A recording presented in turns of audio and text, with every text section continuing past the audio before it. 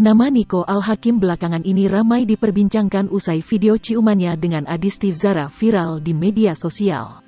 Tidak hanya soal itu, tiba-tiba video saat siaran langsung di Instagram viral. Nico diduga melakukan pelecehan seksual dan hal tersebut menjadi buah bibir warganet. Nico Al-Hakim menyampaikan permintaan maafnya beberapa waktu lalu. Cuplikan video Nico Al-Hakim dan teman-temannya melakukan siaran langsung Instagram menjadi sorotan. Warganet menilai video live Instagram tersebut mengandung tindak pelecehan seksual pada perempuan. Tak berselang lama, akun Instagram milik Nico langsung hilang dari peradaban. Namun kini, akun tersebut telah kembali lagi.